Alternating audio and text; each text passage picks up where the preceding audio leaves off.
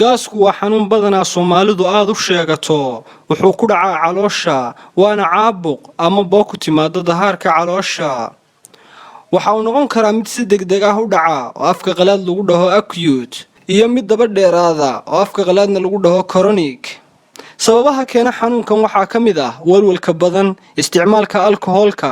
ama khamriga aad u taqaano vitamin B2 alif la'aanta gaajada badan cuntada basbaasku ku badan yahay iyo isticmaalka daawooyinka la yiraahdo anti-inflammatory drug sida aspirinta si aad isaga daaweyso waxaan kugula talinayaa inaad la tashato dhakhtarka maadaama gaasterigu sababi karo nabaro ku sameysma caloosha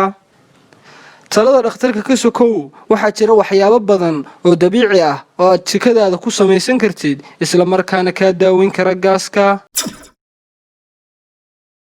waxyaabaha dabiiciga aad jikadaada ku samaysan karto waxaa ka mid ah liin dhanaanta waxaa in badan la ogaaday in liin dhanaanta huruudda ay caawiso gaasta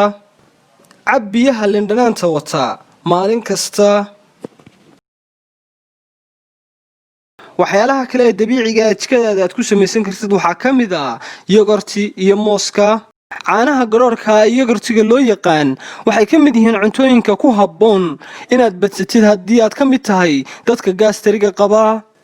caanaha waxay xoojiyaan habdhiska difaaca jidhka ee cudurrada waxayna la dagaalamaan bakteeriyada H pylori ee sababta gaasta isku qaso koob caanaha oo yogurti ah hal xabbo oo moos ah iyo hal qaado oo malab ah cab ilaa 3 goor maalintii inta aad iska dareemaysid natiijo ku raali gelisa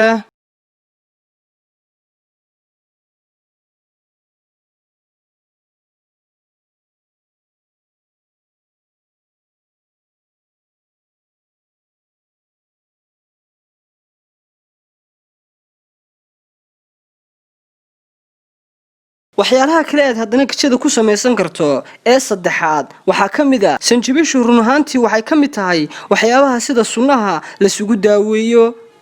waana daawooyinka ugu faa'iidada badan waxyaabaha dabiiciga waxaa ku jira maadooyin la dagaalama caabuqa iyo bakteeriyada sidoo kalena infectionka daweeya sida lalabada dibirada iyo gaaska